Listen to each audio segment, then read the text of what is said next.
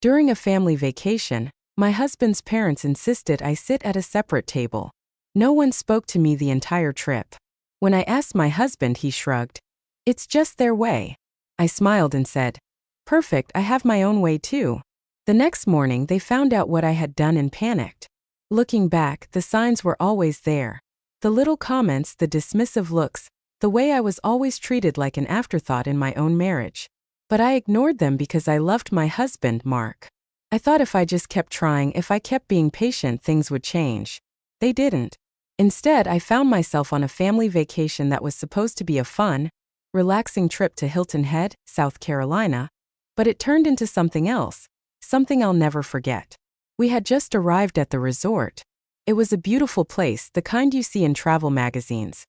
White sand, palm trees, the sound of waves crashing in the distance. I was actually excited. I thought maybe, just maybe, this trip would be different. That Richard and Susan, my in-laws, would finally warm up to me, that we'd sit together, laugh, bond as a family. I was wrong. That first night, we went to a nice restaurant for dinner. The waiter showed us to a long table set perfectly for our group. Just as I was about to sit down next to Mark, Richard spoke up. "Oh, there must be a mistake," he said, shaking his head. "She needs her own table." I blinked, thinking I must have misheard. "Excuse me," I said. Susan didn't even look up from the menu. "It's just how we do things." I looked at Mark, waiting for him to say something, to tell them this was ridiculous, that I was his wife, not some random stranger. Instead, he just sighed and shrugged. "It's just their way," he muttered. "Their way." So I sat at my own table alone. I should have left right then and there, but I didn't. I stayed, thinking maybe it was just a weird tradition, a one-time thing. But it wasn't. The next morning I woke up early, ready to go to breakfast with the family. I walked down to the hotel restaurant, expecting to see them waiting for me. They weren't. I texted Mark, but there was no response. I wandered around for nearly half an hour before I finally found them, already sitting at a large table mid-meal, laughing and chatting like nothing was wrong, like I wasn't even there. I walked up, confused. "Why didn't you tell me you were coming down?" Richard barely looked up. "We assumed you'd figure it out." Susan sipped her coffee. "It's just how we do things." I glanced at Mark. He was already eating, acting like this was totally normal. That was the moment I realized I wasn't part of their family. I never had been, and Mark, he wasn't on my side. The rest of the trip followed the same pattern. Every meal I sat alone. Every group activity they conveniently forgot to tell me. They went out on a private boat tour. I found out about it when I saw their pictures on Instagram. They did a fancy wine tasting. I only realized when I walked past them in the lobby, dressed up and heading out. Going out the door, I asked Mark about it later. "You could have texted me," I said, trying to keep my voice calm. He just sighed again, as if I was the one being difficult. "It's just their way." That was the only answer he ever gave me. By the fourth day, I gave up. I stopped trying. I stopped asking. They wanted me to be invisible? Fine, but they had no idea what was coming because I had my own way too. That night, while they were out drinking and celebrating their perfect little family vacation, I went back to the hotel room and got to work. I wasn't just sitting at a separate table anymore. I was about to remove myself completely, and they were about to feel it. I pulled up my email, opened the reservation confirmations, and got to work because guess what? I had booked everything. The hotel in my name, the rental car on my credit card, the dinner reservations, and the resort spa day Susan had been looking forward to for weeks. Oh yeah, I had booked that too. I canceled everything one by one. I wiped their plans off the map. Their rooms canceled, their rental car gone, their fancy dinner at the waterfront restaurant not happening. I even called the spa and politely informed them that Susan would not be attending. Then I packed my bags, took the rental car, and left. While they were clinking glasses and toasting to their perfect vacation, I was already driving down the highway heading toward Charleston. I booked myself a luxury suite, ordered room service, and sat on the balcony watching the ocean, finally at peace. Meanwhile, back in their heads, panic was about to set in. I woke up in Charleston feeling refreshed for the first time in days. The ocean breeze drifted through my hotel room as I sipped my coffee, stretched out on a plush lounge chair, and watched the waves roll in. Then my phone started vibrating. Mark. I let it ring. Then Susan. Then Mark again. Then Richard. I turned my phone on silent and smiled. They had finally noticed. I imagined the exact moment the realization hit them. Richard stepping out of bed, groggy and grumbling, only to be met by a hotel manager at the door. "Sir, there seems to be an issue with your reservation." Susan mid-stretch rolling over to grab her phone, ready to check the itinerary for the day, only to see a string of cancellation emails. Mark rubbing his temples, confused, still half asleep, hearing his mother's voice escalate from mild irritation to full-on screaming. They had no rooms, no car, no plans. I smiled into my coffee. A few hours later, when I finally got tired of the silence, I checked my messages. "Mark, where are you? Mark, what the hell is going on? Mark, you need to fix this now." I decided to pick up his next call just for fun. "Where are you?" Mark demanded the second I answered. "Charleston." A pause. "Charleston? What the hell are you doing there?" "Enjoying my..." A silence. I could hear voices in the background. Susan was yelling at the hotel staff. Richard was swearing under his breath. "You canceled everything?" Mark finally asked. His voice was lower now, like he still couldn't quite believe it. "Yes," he sucked in a sharp breath. "Do you have any idea what you've done? My parents have nowhere to stay. We had plans. You left us stranded." "Oh no," I said, my voice dripping with fake concern. "That must be so uncomfortable." Mark was silent again, probably realizing I had used his own words against him. I continued. "You all wanted me to be separate, so I gave you what you wanted." "This is insane," he snapped. "You need to come back." I laughed. "No, Mark, I really don't." And I hung up. I later found out just how badly things went for them. With the hotel fully booked, they had to scramble to find another place to stay. They ended up in a dingy roadside motel, 20 minutes away from the resort. The kind with flickering lights and a weird smell in the air. No rental car meant they had to Uber everywhere. But Hilton Head isn't exactly packed with rideshare drivers. Surge pricing hit them hard, and the fancy dinner Richard had been bragging about for weeks was fully booked. Now they had to eat at a random tourist trap surrounded by screaming kids and bad seafood. Susan threw a full-on tantrum at the spa when she realized her reservation was gone. She demanded they let her in anyway.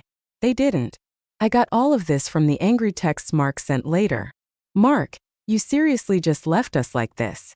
"Mark, Mom is furious. She was humiliated at the spa." "Mark, Dad is losing his mind over the restaurant." "Mark, I hope you're happy." I was. I thought that would be the worst of it for them, a little inconvenience, a taste of their own medicine. But then something really interesting happened a few hours later. My phone buzzed again. This time it wasn't Mark. It was a message from Sarah, Mark's cousin. "Sarah. Hey, just wanted to say I heard what happened, and honestly good for you." I frowned, rereading the message. Sarah and I had always gotten along fine, but she wasn't exactly my confidant. "Me, wait, what do you mean?" Her response made my stomach drop. "Sarah, they did the same thing to Mark's ex-wife." I sat up straight. Mark's ex-wife. He had always told me his first marriage ended because they grew apart. Nothing dramatic, just differences that couldn't be fixed. I had never questioned it, but now. "Me, what do you mean?" "Sarah. She went on a family trip with them. They treated her like garbage the entire time. Made her sit at a separate table, ignored her, acted like she wasn't there. She left halfway through and filed for divorce a month later." My heart pounded. "Sarah. I didn't say anything before because I figured you knew. But seeing what they did to you, I realized he never told you, did he?" No, he hadn't. Because if he had, I never would have gone on this trip. If he had, I would have known this wasn't just their way, this was a pattern. And Mark, he had known exactly what was happening, and he had let it happen anyway. That night Mark called again. This time I answered. "I need you to fix this," he said immediately, his voice low, tight with frustration. "No, you don't understand my parents." "I understand perfectly." I cut him off. This wasn't about traditions. This was about control. You knew they were going to do this to me, and you let it happen. Silence. "Then who told you that?" "Bingo." I laughed. "So it's true. I wasn't the first." More silence. Then Mark sighed. "Look, my parents can be a little difficult, but they mean well. Mark, they don't even see me as part of the family." He hesitated, and I knew right then and there he wasn't going to fight for me. He never had. "Come back." he said instead. Let's fix this. I stared out at the ocean, at the waves crashing gently against the shore. No, I said again, my voice steady. I think I've already fixed it. After I hung up on Mark, I stared at my phone, my mind racing. Mark had known. He had seen this all before, and he still let me walk straight into it.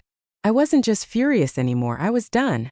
I poured myself another drink, leaned back in my lounge chair, and tried to enjoy the rest of my evening. But something was nagging at me. If he had lied about his ex-wife, what else had he lied about? I decided to do some digging. I opened Facebook and searched for her name. Rachel, Mark's ex-wife. I had never thought to look her up before, but now I needed answers. Her profile was private, but I scrolled through her mutual friends, searching for anyone who might be willing to talk. Then I saw her sister's profile, Lauren, and she had public posts. I clicked on one from 2 years ago, just after Rachel and Mark had split. Never let a man's family destroy you. Never let them convince you that you're less than you are. My sister deserved better. We all tried to warn her. Never again. My stomach twisted.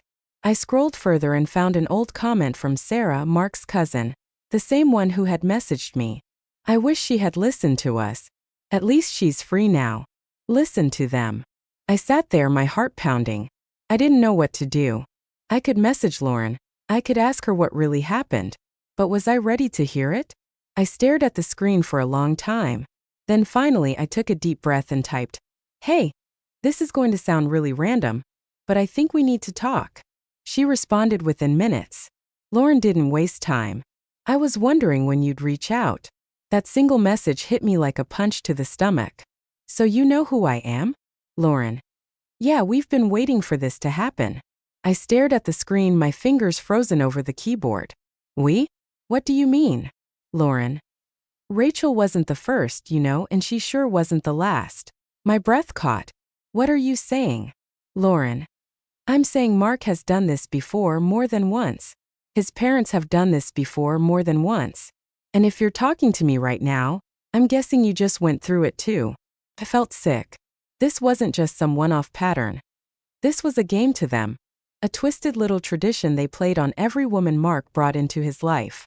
They never saw his partners as real family, just obstacles.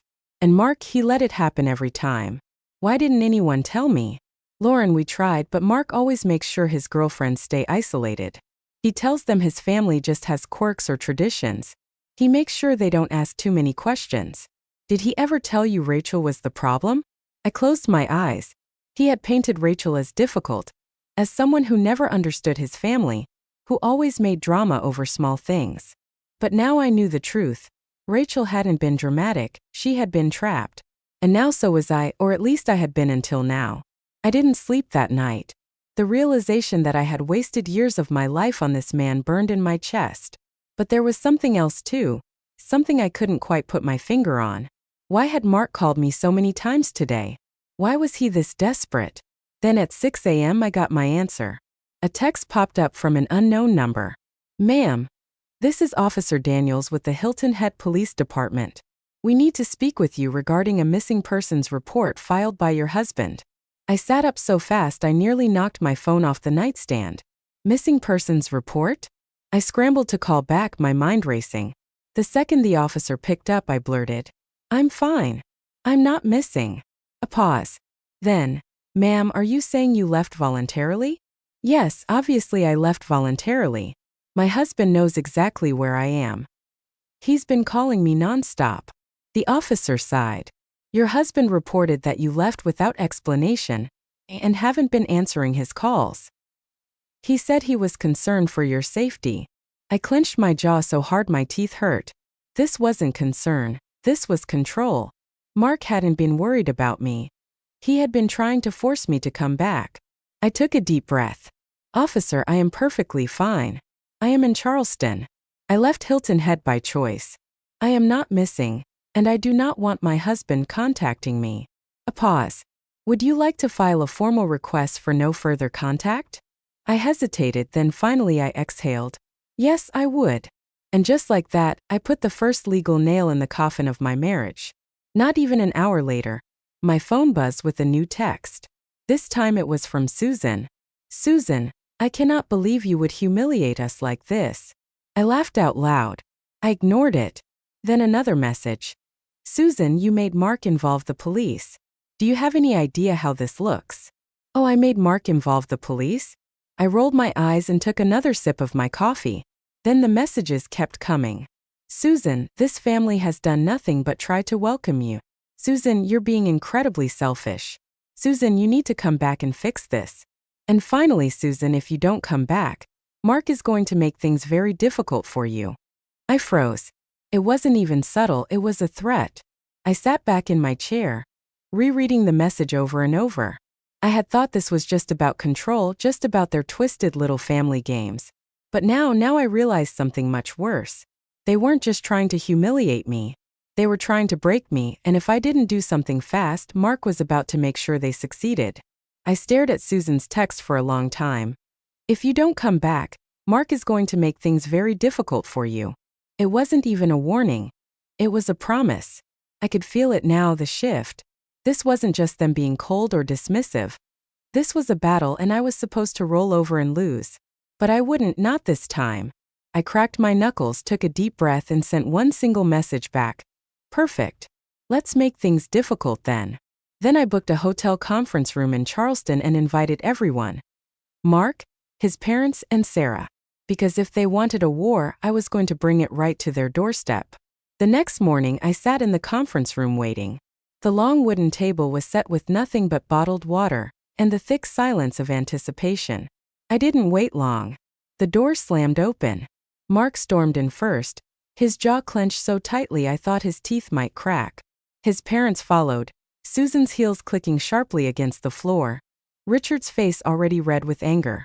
Sarah came in last, hesitant, her arms crossed. She gave me a slight nod. I had no idea if she was here as a witness, a mediator, or just for the drama. I leaned back in my chair. Glad you could all make it, I said. Mark's voice was sharp. What the hell is this? I smiled, slow and deliberate. A conversation you've been so eager to talk about, so let's talk. Richard scoffed, arms folded across his chest. You think this is funny? No, I said calmly. I think it's pathetic. I think you people play sick little games with the women in your family, and you finally picked the wrong one. Susan's eyes narrowed. You abandoned us. I laughed, actually laughed. Oh, I abandoned you? That's rich coming from the people who spent an entire vacation pretending I didn't exist. Mark exhaled harshly, gripping the back of a chair. You're blowing this out of proportion. That was it. That was the moment I slammed my hands on the table so hard that Susan flinched. I am your wife. My voice echoed in the room, cold and sharp. Not a stranger, not some random outsider. I am your wife and you let them treat me like nothing. And you? I jabbed a finger at Mark. You knew this wasn't the first time. You knew exactly what was happening, and you let it happen anyway. His face paled. Susan cut in quickly, her voice high-pitched. We were just following tradition. I shot back. It's not tradition, it's control. It's a test, and you fail every woman who walks into this family. Mark shook his head. You're overreacting. I grabbed my phone, pulled up the messages from Lauren, and threw it onto the table in front of him. Read it. He hesitated, read it slowly. Mark picked up the phone and scrolled. I watched his face tighten with every word. Then he threw the phone down like it burned him. This isn't proof of anything. Richard crossed his arms. Your dig. Jing up old stories, it has nothing to do with us. I turned to Susan. Is that right? Because last night you sent me a message threatening me. You told me if I didn't come back, Mark would make things difficult. Her mouth snapped shut. Sarah let out a low whistle. Wow. Mark turned to his mother, eyes narrowing. You did what? Susan stiffened. I was trying to make her understand. Understand what? Mark's voice rose. That you've been playing this game for years, that you did the same thing to Rachel. Richard shifted uncomfortably. Susan shot him a look, but the damage was done. Mark's jaw twitched. Jesus Christ. And just like that, I saw it, the crack, the tiny fracture in his carefully built loyalty to his parents. The moment he realized I hadn't been wrong, that I had never been wrong, Mark turned back to me.